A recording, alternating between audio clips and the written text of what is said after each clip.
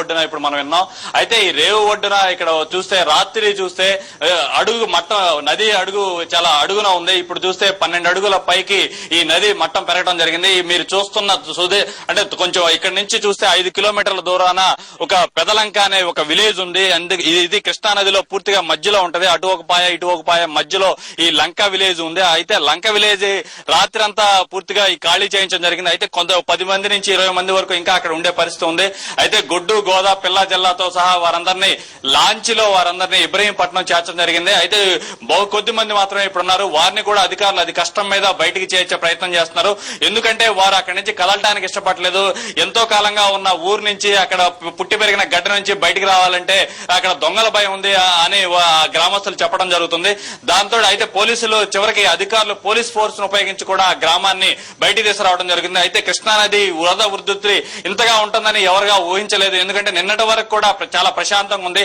తుఫాను ముందు ప్రశాంతలాగా ఈ ప్రాంతం అంతా చాలా లంక గ్రామాలు కూడా చాలా ప్రశాంతంగా ఉన్నట్లుగా చెప్తున్నారు. అయితే వరద ఉధృతి ఎన్నడూ చూడని గత శతాబ్ద కాలంలో దాదాపు 100 ఏళ్లలో ఇటువంటి పరిస్థితి చూడలేదన్న విషయం నిజానికి లంక గ్రామస్తులకు పూర్తిగా తెలియట్లేదు.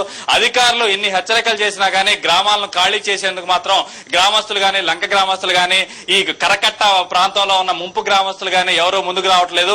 అయితే పోలీసులు అటు రెవెన్యూ అధికారులు మాత్రం అతి కష్టం మీద వీరిని ఖాళీ చేయించాల్సి వస్తుంది.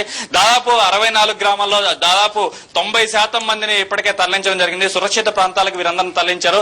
అయితే వరద ఉధృతి చూస్తుంటే మాత్రం చాలా భయానకంగా ఉంది.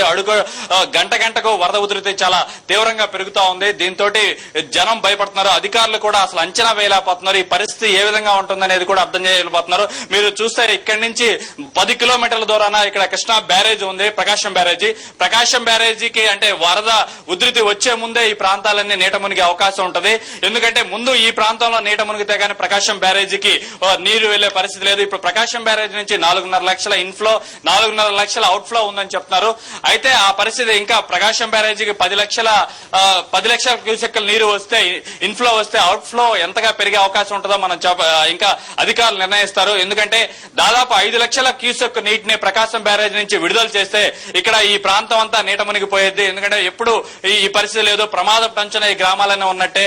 అయితే బిక్కుబిక్కుమంటూ బతుకు జీవుడా అంటూ ఈ గ్రామాల వాసులు ఈ ప్రాంత వాసులు బతుకుతానే ఉన్నారు. ఇప్పటికే వీరు తమ ఇళ్లలోని సామగ్రిని కూడా గడ్డు గోధనో లేకపోతే ఈ మేత వీటన్నింటి కూడా ఇప్పుడే తీసుకువెళ్లటం జరుగుతా ఉంది.